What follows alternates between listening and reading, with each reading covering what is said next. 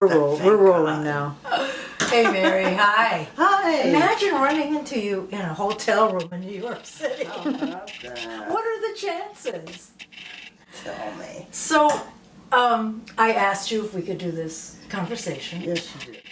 And I would like to more or less concentrate on the time that we met in '75 in Los Angeles, but where we came from before that.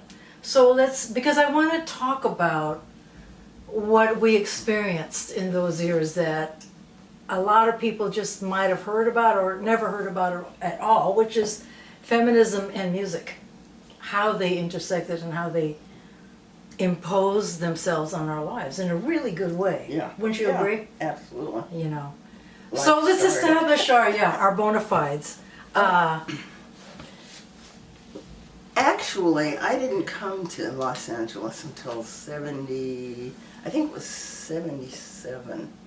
No way, because 76 was when we met, right? Maybe it was 70. If you saw me perform with Gene and a few others at the saloon. yeah, that was getting towards the end of 76, I think, because I had just gotten back from the road with Chris Williamson, the first big tours. Yeah. But let's say I didn't know that, 76, but early yeah, 77. it was late 70s. We're going to go through a lot of this because of the remembering thing. You Yeah, know, where it was I'm been a 73 while. and you're 82. Yeah, okay. So. Okay, so you get to LA and you came, let's see, you were born in Colorado, I right? was born in Denver, Okay. Colorado. Okay. Yes. That must have been interesting growing up. Oh, I don't remember. And somehow you end up in Washington, D.C. and you're playing at clubs, right? You're playing piano? Well, yeah. I mean, you know, between that time I was born Yeah, in Denver. yeah. I moved to Pueblo, and I grew up in this town of Pueblo, small city of Pueblo, Colorado. That's where Colorado Iron and Fuel was, and okay. so I wound up in D.C. much later. I mean, Okay. I don't know how much of that you want to hear about. You know, you don't have to do a whole lot. I mean, we can always circle back around. But how old were you when you got to Washington, and why did you go to Washington, D.C.? Let's see, I think I was 24. Okay. I got married. What? Mary, I'm finding out things about you. You already. didn't know that I was I know married? she was married. You probably told You me didn't know once, that? but I... Either that or you had Charlie Redlock. Oh, I my. was, I Wow. got married, and that's where he was from. He was from Okay. Washington, D.C. Okay. And, well, actually, Arlington, Virginia, which is right across the Right. Potomac. Yeah.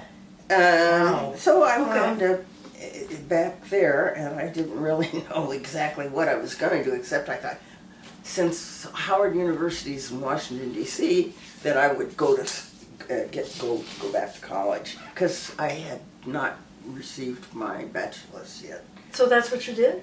So I did go back to school Oh. and get it from Howard University. Wow, okay. And he was, I was there kind of with his family, and he was still overseas, and he came back, and there we were.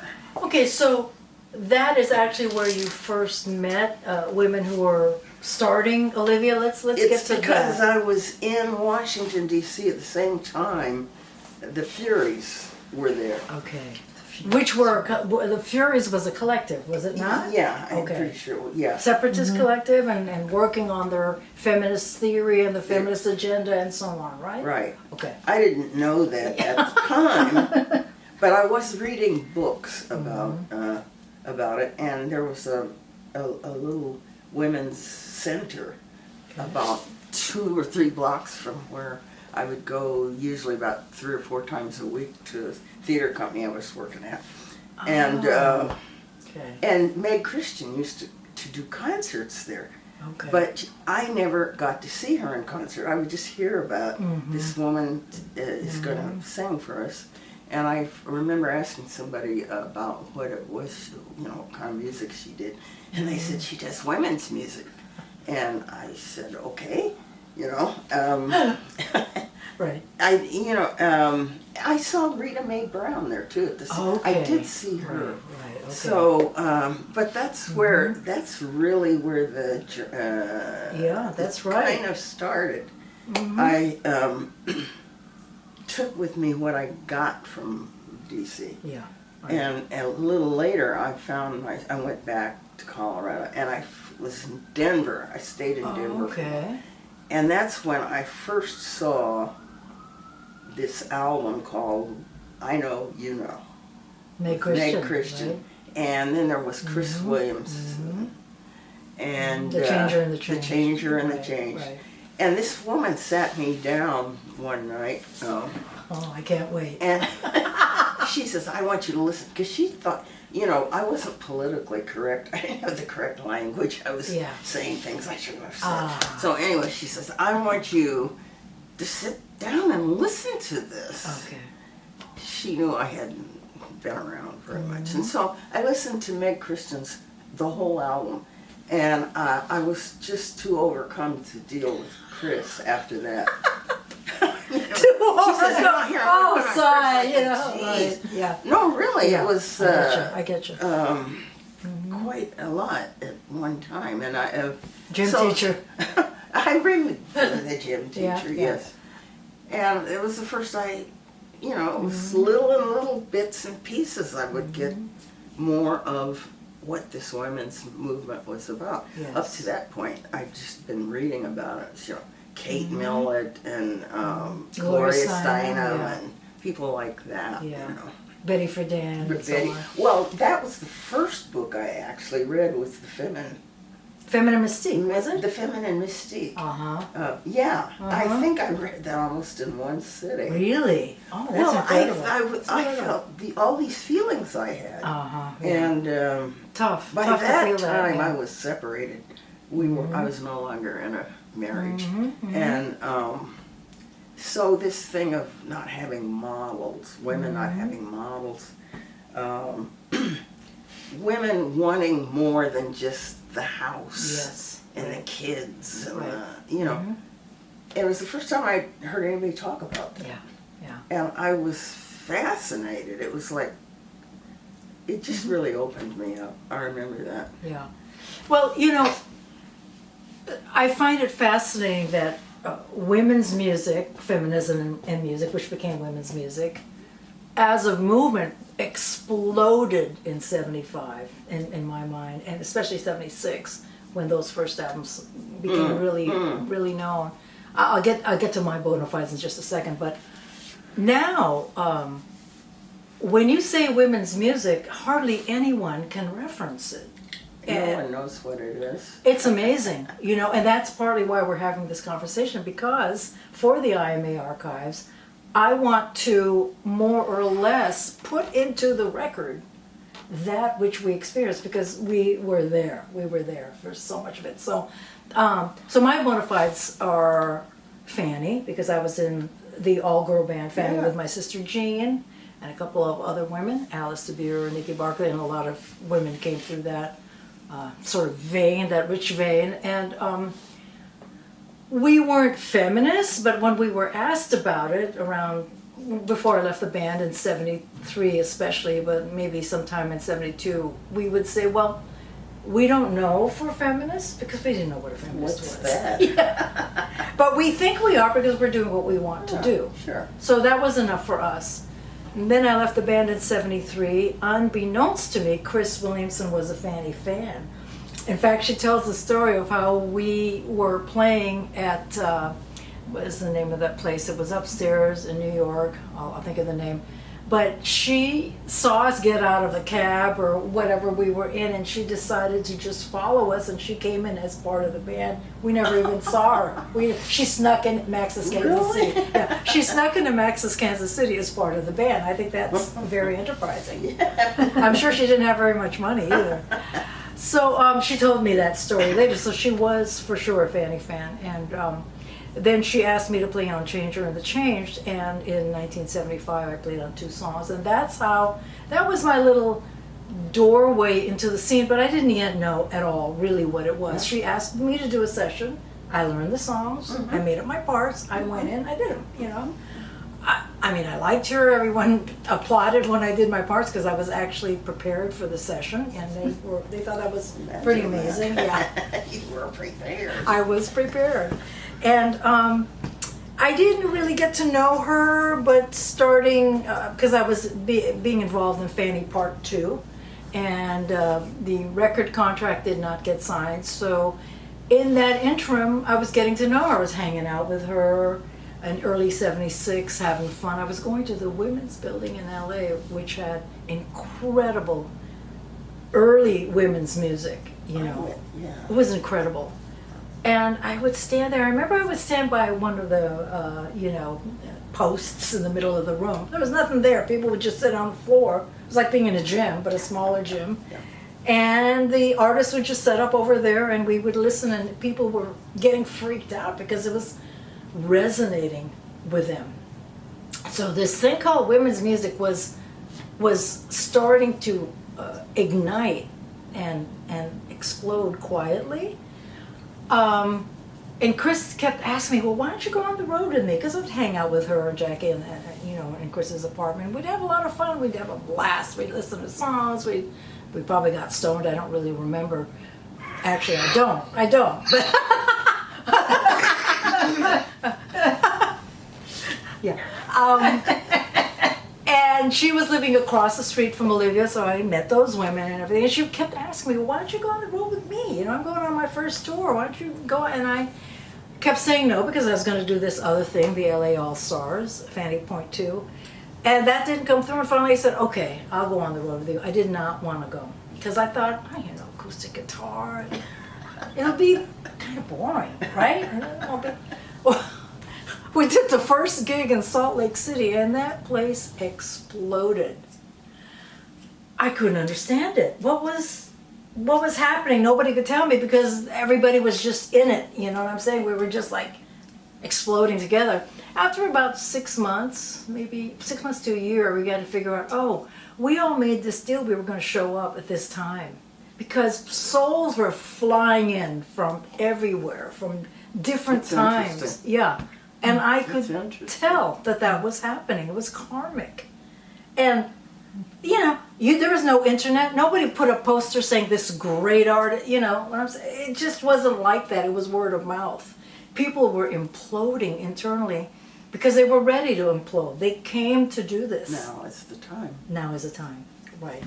So that is kind of how that is exactly how I got turned on to women's music. It was definitely boots on the ground. It was experiential. It wasn't like a rumor I heard about or anything. I just happened to be there in LA when Olivia, so let's establish who Olivia is. Olivia was a collective that decided to become a record company. And Chris told me that she was at a meeting with them in Washington, and they said, well, they were thinking about starting a bowling alley, whatever, just as long as it was separatist. Yeah, Feminism. Not only feminist, but separatist. Separatist. That was the key to me because, that had impact on my life as I played with Chris. But Olivia was the first known separatist women's record company that had an agenda. We were going to do it all ourselves, and we were going to learn what we had to learn as fast as we had to, and we would do it. And that's what they did. Actually, they accomplished that goal. You were part of the collective, but you joined after we met. Let's say we met late '76 when I did that gig at the Women's Saloon. So now we can establish the Women's Saloon, which was an incredibly important place. You want to describe? Well, that's where we actually met. I remember having coffee with you there. Well, how I found out about the saloon, I went to the Women's Center in LA. And I saw on a bulletin board this place, because I was looking for a centralized place, somewhere where women met. Why did you go to LA? What? You didn't go for women's music. No, I didn't go there for that reason. I went there because I had written some songs, and this group was being groomed by Philip Bailey, who was Earth, Wind and Fire. Oh my! And wow. So they were going to do two of my songs. Excuse me. And so that's why I was there. But meanwhile, I want to find out I had just gotten a taste of a women's community in DC, and so I was trying to find out where it was in LA. And I found myself at the women's building, and the saloon. I see this on the bulletin board. Thank God I had my own car and everything, and so I went straight to the saloon, and it was on Melrose. I don't think it had actually it was open for business yet. I think that they were preparing. And I was sitting in the car reading some stuff and kind of waiting to see who would go in. And Sylvia Cohen's sister, she drives up, gets out, and goes in. So I decide I'll go in and I'll quiz her, find out what's happening. We had to do these things. Yeah, and so I went up to her, I went up to her and I said, "Do you mind if I sit with you?" And she said, "No, have a seat." And so she told me that her sister worked there and worked in the kitchen, and her sister was looking for a piano player. Oh my. She had a strong voice, that Sylvia Cohen. Yeah. I guess, everybody knew if I talked to anybody, I said, I'm really interested in the music business. That's what I was doing, writing charts for lead sheets. Okay. For Philip Bailey and the whole thing? some of those people. Okay. So, so I found, and she was looking for this piano player. Well, here I am. You were the piano player. That's right. And she auditioned me, and she thought, "Oh, this can work," and that's how everything started. Yeah, that's. And but before that happened, I had read in Rolling Stone before it became a magazine, when it was a paper. Oh, mimeograph. Well, it wasn't mimeograph, Okay. But a lot of stuff started. Yeah. Well, I had read a review, I guess, of a concert, and they were talking about how this just phenomenal these concerts were. Yeah, they were. And it was like a spiritual. It was almost a spiritual experience. For people. It was. Yeah. And I thought, boy, that sounds really great. I would love to run into. And I didn't know that where they were. I had no idea they were in LA. This is all meant to be. All meant to be. It is, because and so the women's saloon was on Melrose Avenue, not far from Lucy's El Adobe. More than I do. Well, I remember Lucy's El Adobe was the best Mexican food in LA, and that had been there for years. We used to go there when we were fanning. Anyways, on Melrose, and it was started by Susan McKay. Do you remember her? She had the red hair, and she was always behind the bar where they served drinks and coffee. Yeah. I don't remember her. Oh yeah, she was a force of nature. I'm still friends with her, as a matter of fact. Who I remember is Colleen Stewart. Oh yeah, absolutely. That's another She's force of nature. coming there all the time. Oh yeah. So it was a place. It was the place to gather and have coffee, have dinner if you wanted, see a show if you wanted, because they started to do shows. Everybody played. Yeah, and that's I did my together. first concert there with Sylvia. It was her show, and I played piano. I see. Okay. Sylvia and her daughter.